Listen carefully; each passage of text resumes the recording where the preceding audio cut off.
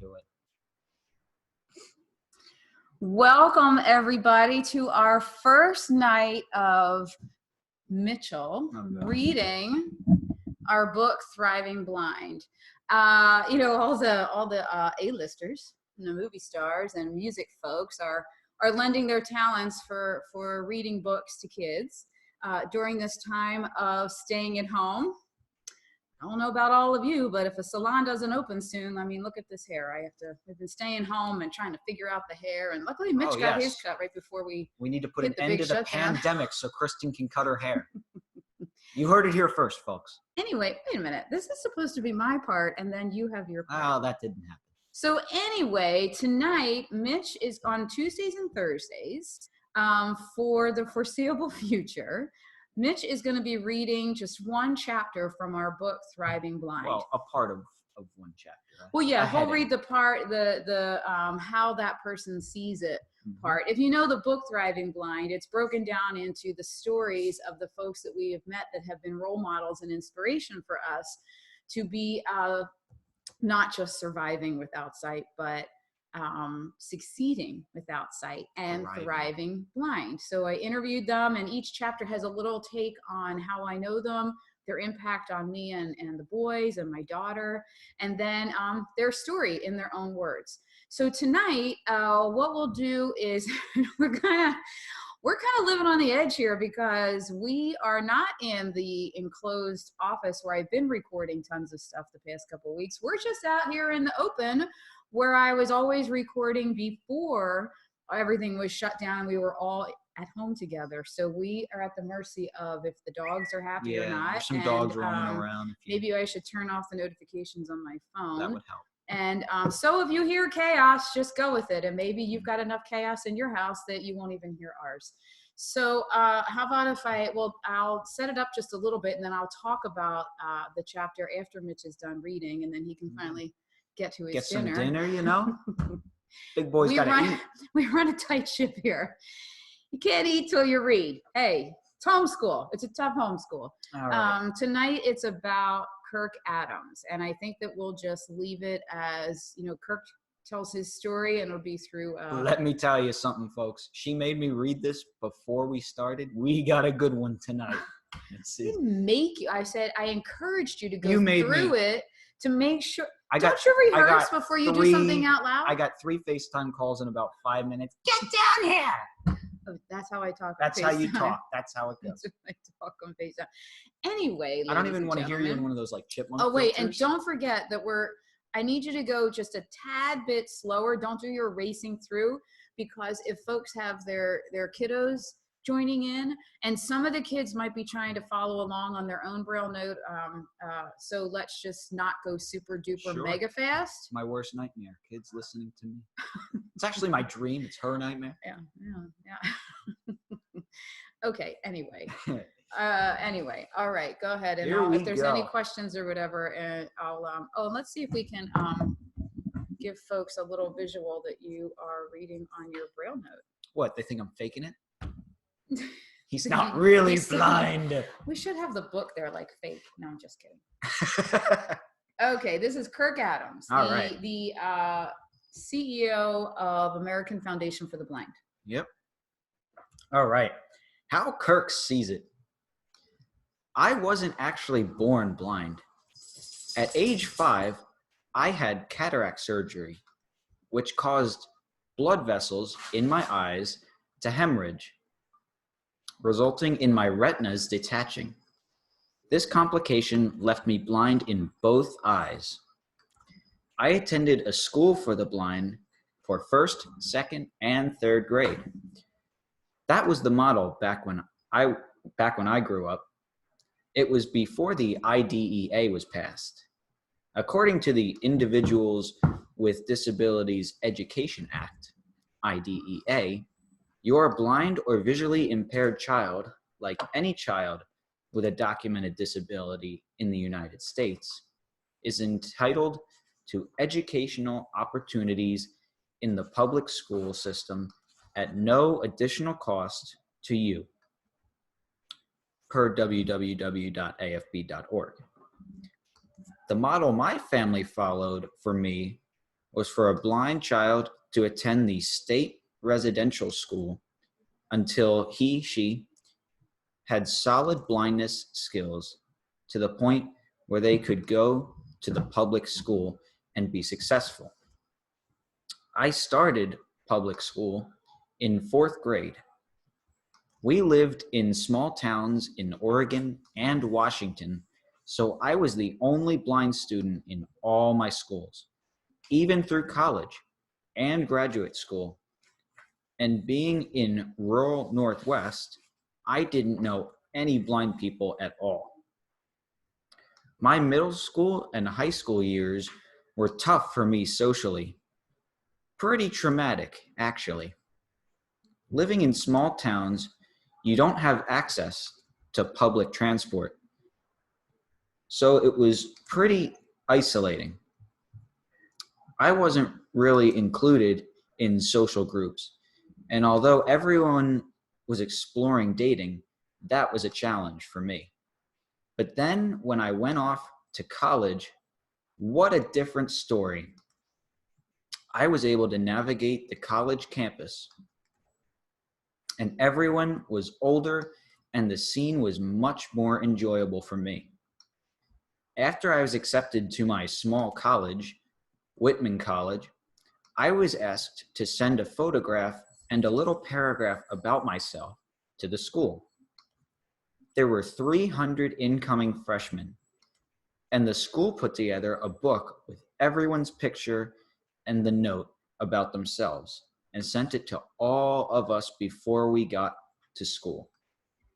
This way, we could sort of get to know all the incoming freshmen, or at least see who they were. It had an official name, but we all called it the Look Book. My father and my brother went through the book and gave me some feedback on all the young ladies in the Look Book. They determined that a girl by the name of Rosalind Jackson from West Seattle High was the best looking girl in the book. So off to freshman year I went. And as I was meeting people the first week of school, a young lady introduced herself to me saying, "I am Rosalind Jackson. I went to West Seattle High." We lived in the same dorm, and it turned out she and I had a sociology class together, too. I have to mention here that I was raised by 2 teachers, so I pretty much had obsessive compulsive study habits, which made me a great student and a really great test taker. After the midterm in my sociology class, the professor asked me if I would help another student prepare for the next exam. I asked him which student.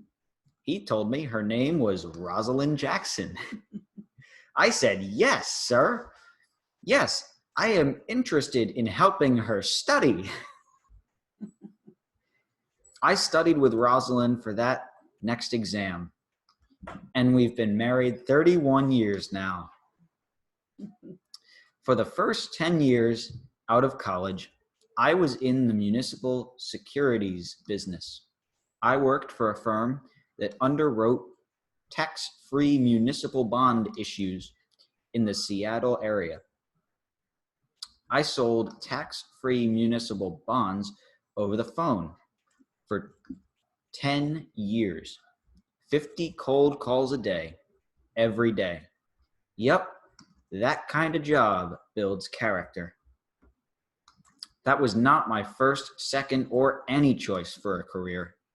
My job search was, unfortunately, typical of a young blind person. I graduated with a degree in economics from a very well-respected college, was Phi Beta Kappa cum laude, and yet I couldn't get a job. So I kept widening my spectrum of what I would be interested in and was offered that job in sales. So I took it. I didn't really like it, but did it long enough to buy a house and have kids and provide for my family. I will be blunt. The fact that I could not get employment was directly related to my blindness. There is the disclose or not disclose debate that we blind people seeking employment have to deal with.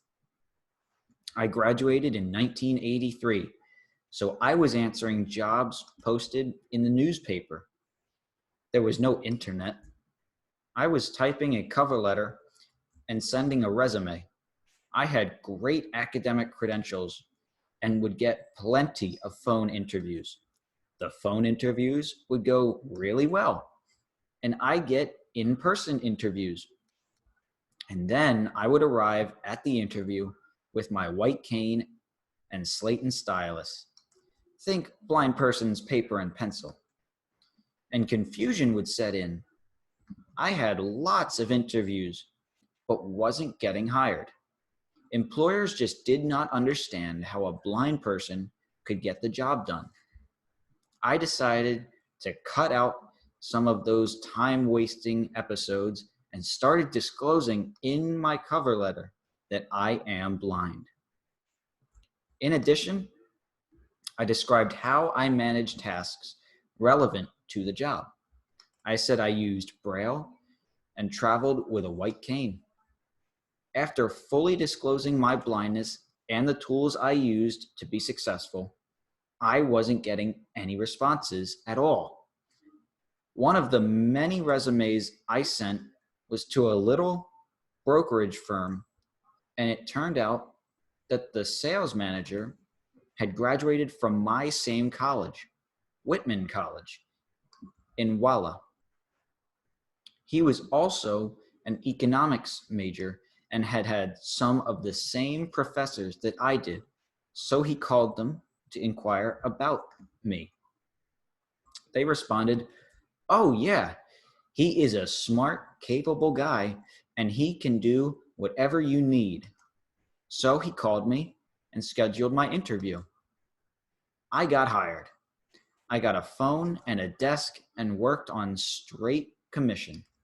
I was thrilled to finally have a job. Eventually, I was able to move on to a career that was more of interest to me. I worked for the Lighthouse for the Blind of Seattle, and then was offered my current position as president and CEO of the American Foundation for the Blind. The job required me to move from Seattle to the big New York City. So far, so good. My success in school, career, and life in general has a lot to do with excelling at blindness skills. Orientation and mobility, the ability to travel independently, is super important. I have to navigate a big city, a large office building, and I fly around the country with my job. Traveling independently is a crucial part of my life. Braille has been a priority for me, and I believe blind people that read Braille can be more efficient and effective in life. If doing everything electronically and auditorily was so great, then we wouldn't have pencil and paper. You know, sighted people use pencils and pens and paper and take notes and label things and mark things and doodle. And I think it's important that blind people have the same access to that medium. Although I use an electronic Braille note taker and a Braille display with my PC at the office, I prefer hard copy Braille for reading.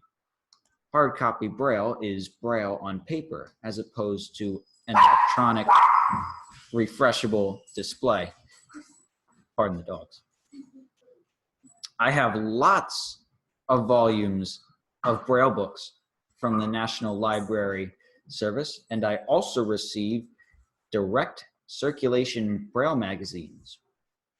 Technology is another important tool that I use all throughout my day. Some of the technology I use is as simple as a cheap talking alarm clock that wakes me up in the morning, and raised dot stickers on appliances in my home. I use a slate and stylus to label my CDs. Most people are familiar with the iPhone. I use that with the built-in VoiceOver program. VoiceOver announces everything on the iPhone screen out loud. I also use JAWS screen reader software on my office computer along with an 80-character Braille display. I still use the Perkins Brailler, which looks similar to an old typewriter, as well as the BrailleSense U 32-character display. Of course, I use the white cane to travel independently. Nowadays, I believe you have to have fluency in technology. It helps me access my environment throughout my day. These skills will become more and more important as we are moving into an age when everything is going to be controlled through some technology interface. If you cannot keep up, you are really going to be out in the cold. With my blindness skills, work ethic, and education, I have had success in my career.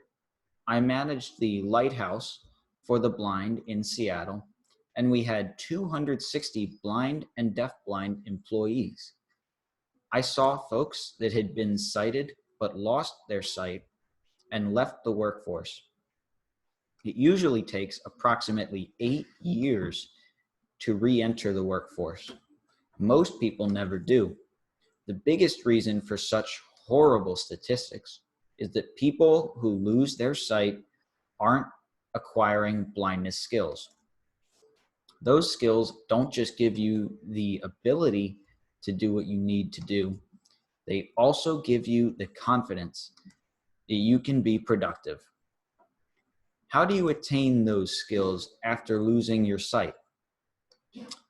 One very good way is to go to a National Federation of the Blind, NFB, training center like the one in Louisiana. If you can afford it and have the time to do it, then I highly recommend immersing yourself in a residential place like that. It is really hard to acquire blindness skills when you only devote a couple of hours a week to it. For example, if you are getting 1 hour of orientation and mobility instruction each week, it will likely take you 5 years to develop true mobility skills. At a residential NFB center, within just a few months, the training will enable you to be dropped off miles from the center and find your way back using the skills you learn. It is great for skill building and confidence. For those adults that are raising a blind child, much of this applies as well. In addition, however, you need to let your child do everything that's developmentally appropriate, or everything that you would have your sighted child do. The key is to know the different tools and techniques that allow us to do that developmentally appropriate activity. For example, if a 4-year-old sighted child can run around the playground while you sit on the bench, then your 4-year-old blind child should do the same with their little cane in their hand. Parents need to let their blind children fall down and skin their knees and get in fights in the sandbox with the other kids. If the young teens are meeting at the mall to go to a movie together, a blind child needs to know how to do that. Blind teens should also know how to use public transportation or ride services like Uber or Lyft. When kids turn 16, all of a sudden, sighted kids get driver's licenses and get the first crappy job. And that's where a big divide happens with lots of blind people. They are put in an isolated state where they don't have the same freedom of movement that their sighted classmates do because of driving.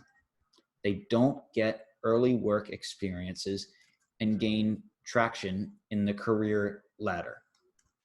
Every successful blind person who is employed had a first job, and every sighted person had a first job.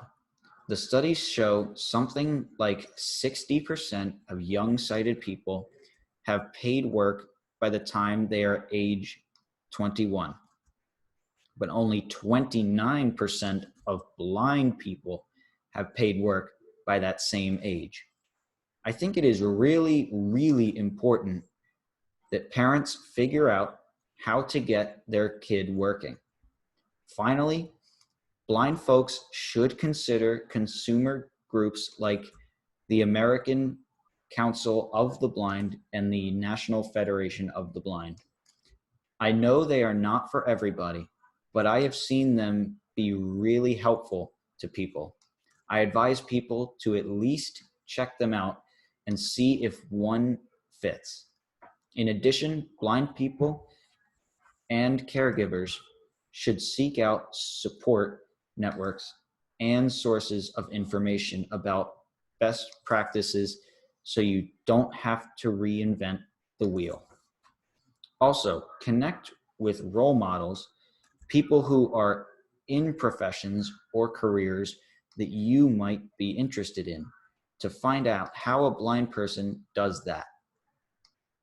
This is the last Then part. the bright side. Oh, is it still me? Okay, gotcha. Blind people tend to be good at risk-taking and creative problem solving. One thing I have noticed about myself is that I have a great ability for and lots of experience with putting together and managing teams of people. As a blind kid, I really had to manage adults in a way. Insofar as getting things set up so I could do what I needed to do. I had adults assigned to me in grade school and middle school that were doing things like reading tests to me and other things. I had to learn how to effectively communicate with them. Then in college, I used readers to access my coursework. I had to interview, hire, and sometimes fire readers and had to manage their schedules. I think that gave me experiences in putting networks and teams together and managing and leading in a way that serves me well in my current work. And that leads us into life like a river. That's the last chapter for today. We'll pick up some other time, but life is like a river. It's the next one. on the horizon. All right, my bad. I butchered a few things, but ladies and gentlemen, that's Mitchell Smedley. The one and only. Reading the Kirk Adams chapter of Thriving Blind. If you tune in with us every Tuesday and Thursday while we are in this stay home, stay safe mode in our country and around the world, Mitch will be reading these chapters. And I was answering some of the comments and giving some updates on here. I don't know if you remember how wonderful it was to try to motivate you to read. Nope. Back in elementary school. What was the grade? Do you remember what grade that you the switch flipped and then you loved reading and you wouldn't stop? No, but I remember the books that really did it for me. What were they? It was combination. It was Harry Potter. Funny story about that. I believe it was third grade. My vision teacher, Miss K, now Miss Whalen, she tried to get me to read Harry Potter in third grade, and I wouldn't do it. It was first through third grade. People were trying to get me to read that. And then finally one day, I believe it was late 3rd grade, early 4th grade, I finally picked it up and read it, and I was hooked there. And then it was The Hunger Games was the other one that I couldn't put down. I'm sure there's a lot of people that are going to go, oh yeah, The Hunger Games. Yeah, I'm sure you remember. I was walking around the house with the Braille note. You know, I loved that series. I'm telling you, for you moms out there and dads and grandmas and grandpas that have kids that just don't want to read, it was like brutal to make Mitch read and practice the Braille and whatnot. Yep. And then all of a sudden when then of course, you're so extreme. Mm-hmm. Then it was he wouldn't stop reading. Yeah, I have that Then I'm problem. like, wait a minute. Here I am yelling. It's like, then the next week it was, stop reading. Oh, yeah, that was fun. And then I got to throw that in her face. I'm like, what, you want me to stop reading now? I thought you wanted me to read. I'm making up for lost time here. Is that your voice from That's my voice, man. This is what happens when I don't have chicken for 4 hours. That's what happens to me. Anyway, are you saying that you would like to go eat your dinner? I mean, in a way. Also, the 39 Clues that was a fun series. Wasn't that the series we had on the? We had the first book on audio. Yes. And the book was like all out of sorts. Like chapter 5 came after chapter 2, and then it was back to chapter 3. But we put it together and we made sense of it, and it was a lot of fun. So speaking of audio, that's like a younger audience. I highly recommend any parents out there. 39 Clues. What do you think was the grades weren't you guys like first and second? Well, you and Carissa, and then Michael was a little older, 4th and 5th. Yeah. Oh my gosh! And we would be in the car, and I was like driving and loved listening to that. Like we were drive trying up to figure Boston it out or whatever. And then we would like sit and wait. Yeah, when we drove up to Pierce. I was going to say when we were going up to Dr. Pierce, I think we would listen to that. Yeah, and then we wouldn't want to get out of the car. If it was like a short errand or something, we wouldn't want to get out of the car. We'd have to listen to how that was ending. Mm-hmm. Okay, well, I'll finish talking about the rest of our updates, and you can go eat your dinner. I love Kirk. Thanks for reading. What a cool guy. So that's what I wanted to say. Kirk Adams is a cool guy. But before I get into that, our audio book, the version of Thriving Blind, is still in production. We've had some glitches and a few different things, and you'll see why I'm at fun. There he goes. Action News here in Philly always says, there goes that news van again. There goes Mitch again. Don't forget about the dog gate there. And Daisy's on the other side patiently waiting. Daisy had to make her little cameo appearance in there while Mitch was reading. But anyway, so the audio version of the book is coming out, and Mitch is reading all of the chapters about the guys like Kirk and Lonnie, and the rest of them, and Larry. It's a really cool production of the book. So that's coming out very, very soon. And like I said, Mitch will be here every Tuesday and Thursday while we're in the stay-at-home thing. And just for those moms and dads and family members of blind kiddos that can stay on for a few minutes here, and we're going to send this around, recording it so we can put it up on YouTube. But I just wanted to say that, if you're feeling like, depending on what the age of the kids are. So I was messaging, commenting with one of the moms here tonight that, a couple of moms, you guys have young kids. I'm jealous of you guys that you are getting these resources so early on. And this is why we wanted to do the book, to bring these people to you. And I have to tell you that I'm sure that a zillion times on your journey, you're going to have those moments of, oh my God, I don't know what I'm doing. I don't know how to do this. And then eventually you'll be like, okay, as you're moving forward, you figure a few things out, and then you're like, all right, I'm going pretty good. And by the time Michael was, I guess he was a junior in high school when I was talking to folks, and creating this book. And I had talked to Kirk. One day about the book. I don't even think we were doing the interview yet. And I was bragging, shocking that this proud mom would be bragging. And I was bragging to Kirk about all the stuff that Michael was doing. And I mentioned how I drop him off at school sometimes at 5 a.m. I was picking him up at 9 o'clock at night most nights. I'm going on. And Kirk's like, he's the coolest guy in the world. And you'll see in my intro in the book for each of these folks, I talk about their personalities and what resonates with me. Kirk is just cool, and he's to the point, and he's smart, and he's accomplished, and he's fun. He's just a cool guy you want to hang out with. So he says to me in his cool Kirk way, he goes, what the heck is that about? I'm like, well, he's doing a lot of activities. Like, that's a cool thing. He's involved in a lot of stuff as a kid, a blind kid, and he was like, no, he's 16. Why are you driving him? If he was a 16-year-old sighted kid, he'd be getting rides. He'd have a car, or he'd be driving, or he'd be doing it way different. He'd be independent. Like, what are you doing?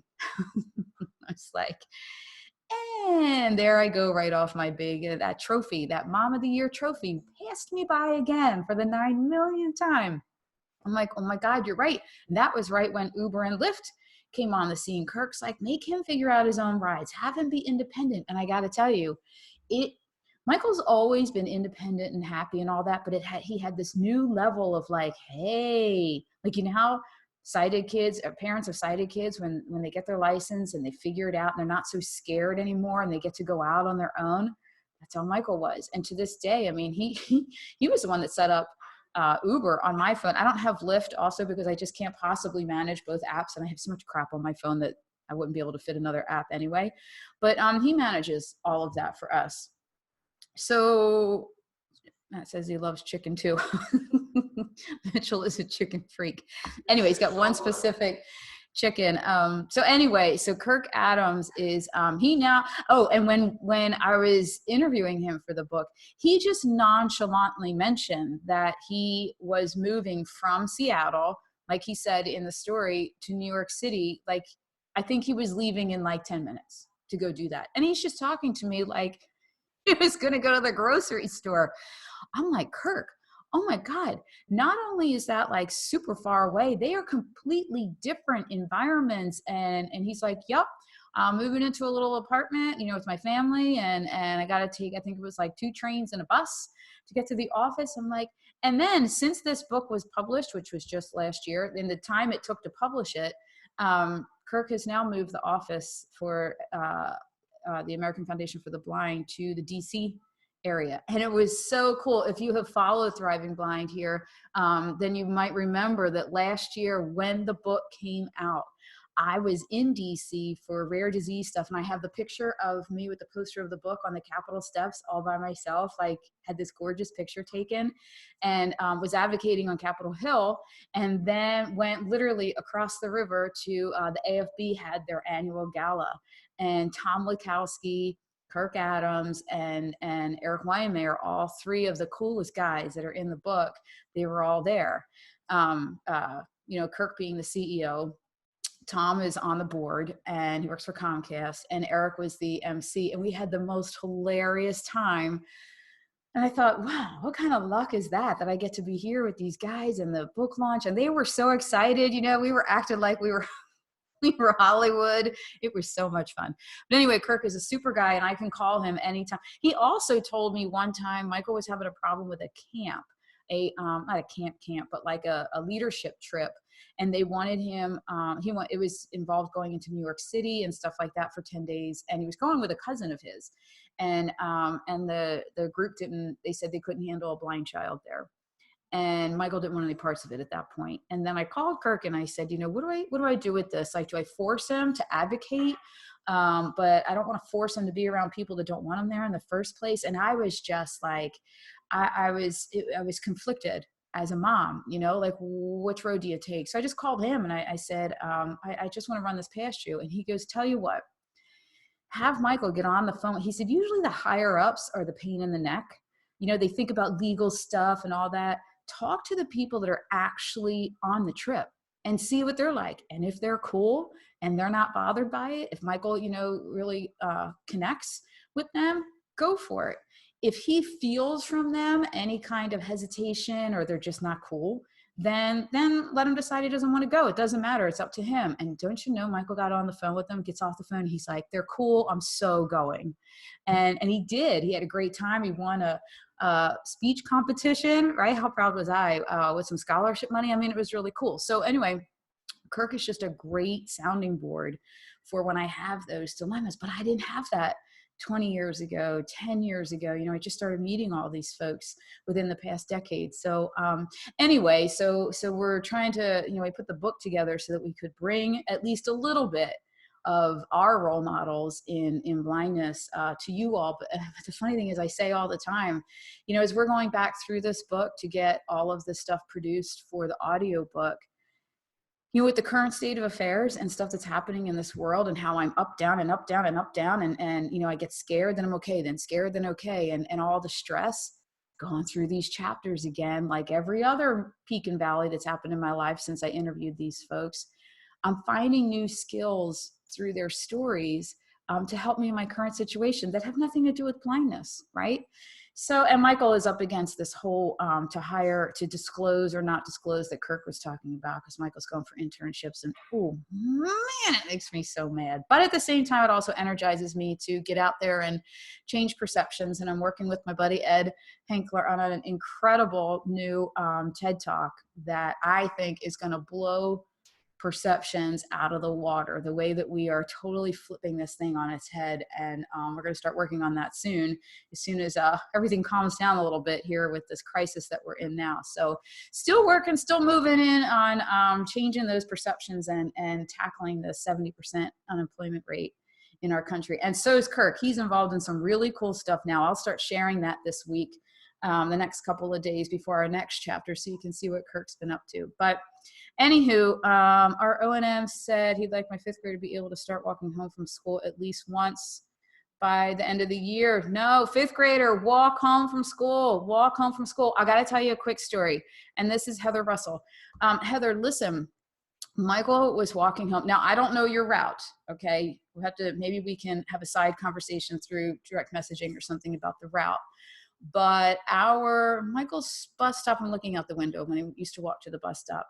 It was like down in half around a circle. I was just trying to figure out today how long our circle is, because I've been running it with my dogs, and I am hoping that it's more miles than, what is it? Full circle is about a half mile. Half mile. Oh man, I thought it was longer than that. Okay, ladies and gentlemen, I'm getting very slow in my old age. Okay, so anyway, Michael would go down like not even halfway around the circle, but he started in kindergarten. I could see the bus when the trees hadn't grown yet. And he would come off after we practiced it a bunch of times with the orientation mobility specialist, and he'd get off the bus and walk home. I would see him from my window the whole time coming, and we have a sidewalk. It's a very safe neighborhood, except for one crazy neighbor, which all my neighbors have an issue with this one person, but we'll leave that out of it. This is a positive Patty night. So anyway, one of my neighbors was in the car at the bus stop with her daughters, and was upset that there's Michael, this little tiny, and he was little for his age too, walking with his cane. And she was like, I don't believe that he's walking all by himself. And they were like, Mom, are you kidding me? He does all kinds of stuff. He's fine. He does this every day. That was our, very beginning of the different things that Michael would have to be able to do to be able to now, if you think about it, now he was until it reopens again, managing Penn State University's ginormous campus. I forget how many square miles that campus is. It's huge. Last year, freshman year, he was in Nashville at a smaller campus, but they would go from Belmont over to Vanderbilt and go in the city. And I mean, he was managing all kinds of stuff. So I'm not sure of what your route is, but if the O&M specialist believes that your fifth grader can get from school to home, then I please back up and let that happen, even if you have to do it in increments. Because once they can, and wait till you see the confidence that comes out of that. And if your kiddo struggles with it at first, listen, hug, do all of that, but don't pull them out of it. Don't pull them out of it. Find other strategies to support from the sidelines, make it safe and doable. And wait till you see when he accomplishes that, the confidence. And in my opinion, I just had this conversation with somebody. In my opinion, maybe it was in one of my speeches, I don't know. Confidence is where a lot of the success is born. If they never develop the confidence in themselves, they're never going to believe that and go for those big dreams that they have. And I think that's where frustration and upsetment and stress sets in, because all of our kids have their dreams. It's not like they're sitting there with no dreams. It's, do they have the confidence to go after it? Do they have the confidence then to step up and say, I don't know how to do this. Could somebody help me? There's another story in the book coming up soon with Maureen that is hilarious. Remember this conversation that I'm having with you right now about confidence, and let them get out there and figure out how to travel independently, because Maureen's story is hilarious in this. She did not want to do it. She wanted to go A to B in the easiest way. She didn't want to learn cane skills, and it's funny the stuff that she did. But let them get out there and try to figure it out. And that's with all kids. It is so hard. I know with my sighted daughter, it is so hard to let them figure it out and gain those skills of independence and confidence, right? But man, when we can sit back and find something else to do and hold ourselves back from taking over, oh my gosh, when they do stuff on their own, it is absolutely unbelievable. And you know what? If they fail and they fail securely, that's the best thing, is then they learn to figure out the right way to do it. And if they never fail when they're younger, when you're there to pick them up and help them figure it out, if they never fail, you don't want their first failure to be when they're away at college, right? Which is happening to a lot of kids. And then they don't know what the heck to do with themselves. Then they're a million miles from home. And then you know what's going on. So here's the moral of the story tonight.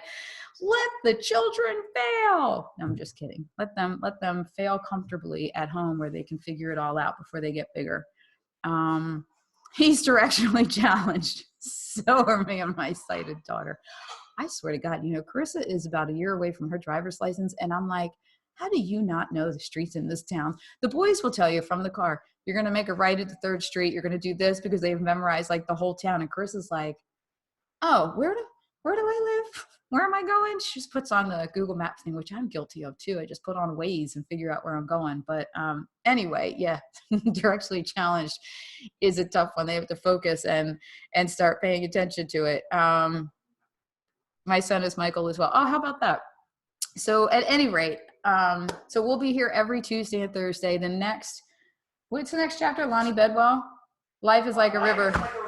Oh, Lonnie is such a great story. Hey, if you're looking for a book to read before Thursday, if you've already read Thriving Blind and now you need another book, Lonnie's is incredible. It's called 226. And to give you a little preview of his chapter, Lonnie wrote 226 after he had kayaked the 226 miles of the Grand Canyon.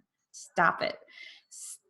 And he is one of the most calm, coolest guys you could ever meet. So I won't give anything else away about his chapter. If you've read the book, then you're probably just as excited as we are to have that reading from Mitch on Thursday. So that's our first night of this. I'm going to upload this week, all of these to YouTube, so you can watch them again and take the tips that we give you. And like I said, the audiobook of Thriving Blind is coming soon. If you want the Braille, electronic Braille file of the book, it's not available on Amazon yet. I'm working on those, folks. You can get the Kindle version to work with certain Bluetooth Braille technology things. I have to go revisit that again. But if you want the electronic Braille for the Braille note taker, I'll show you all that I was trying to show you in the camera that Mitchell uses. That's on my website, KristinSmedley.com. And that's the one that the National Braille Press created for us, funded by John Legere, the CEO of T-Mobile. That was a really cool story last year when that all happened. I think Daisy has just about had it with our production for tonight, and she would like some, she is a lap dog and does not like when I spend too much time with my laptop, and she wants to be back on my lap. So at any rate, thank you all so much for tuning in tonight. I hope everybody is staying safe, staying home, and do online ordering for things, and everybody hang in there, and we'll be with you through this reading and talking about stuff that hopefully takes your mind off of all the other stuff going on around you. So see you again Thursday.